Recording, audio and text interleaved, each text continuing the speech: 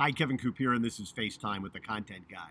So one of the things we talk a lot about here on Morning Newsbeat is the whole notion of not just having actionable data, but actually acting on it. And one of the things that marketers have to do is figure out how to characterize the people they have data about and create categories and then act on that knowledge in a way that is both responsive and, if things are really going well, prescient. But the problem, it seems to me, is that a lot of us just don't fit into neat categories, and that's something that marketers also have to understand. A lot of us actually kind of really resent the idea of being categorized or lumped into one group or another. There was a story the other day in the Boston Globe that made me think about this, because it focused on how the notion of the word middle-aged is seen by an awful lot of people as being completely pejorative. The line they use is it's so pejorative that it hits like a back spasm when you get off the couch. Now, it's sort of interesting because the notion of being middle-aged, that's a relatively indistinct and new concept. Indistinct in terms of the fact that what exactly is middle-age, and new in the sense that it's only about 150 years ago that people started even using the term. Before that, they were talked about people being in childhood, youth, adulthood, or old. Okay, about 150 years ago, they started talking about people being middle-aged. But middle-aged is, excuse me, it's something that's sort of indistinct in the sense that it depends on where you're standing.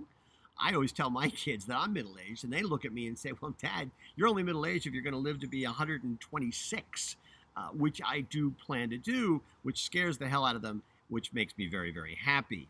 Now, the thing about the Globe story is they said you can identify middle-aged folks because they're the ones who, and I quote, are Botoxing, popping Viagra, covering the gray, chanting mantras like 50 is the new 30, keeping up with technology, exercising until they need new knees, and bleaching their teeth. Now, I'm guilty of a couple of those, but I'm not telling you which ones.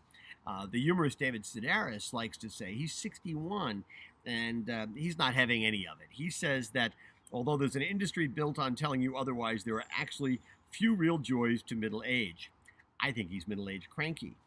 Now, it's interesting because what the Globe story argues is that maybe what happened is middle-aged people need to do a little bit of rebranding, okay?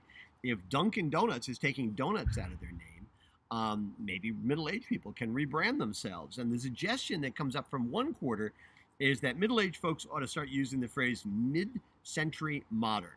Mid-century modern. Now, that term comes from the decorating industry, where they talk about mid-century modern decor as being something that's both self-assured and sort of classically simple. The argument, I guess, is that middle-aged people are going to feel self-assured and sort of classically simple. I'm here to tell you that I don't always feel self-assured, although I'm often referred to as simple, so I'm not sure how I fit into this particular group. But the thing you have to understand is these are all labels, right? And they're useful to marketers and they're useful to demographers, but they're not necessarily useful to people who are going through those particular life stages. As I said before, a lot of us just don't want to be fit neatly into one group or another, and in fact are going to rebel when it happens. Just such a thing happens to me fairly frequently. I'll get a phone call, pick up the phone, it's a robocall, right? And the first thing they say is, "Hello, seniors." At which point I slam down the phone, but not before uttering a phrase that is not very polite. Thing is, it's only a robocall. They're not listening anyway.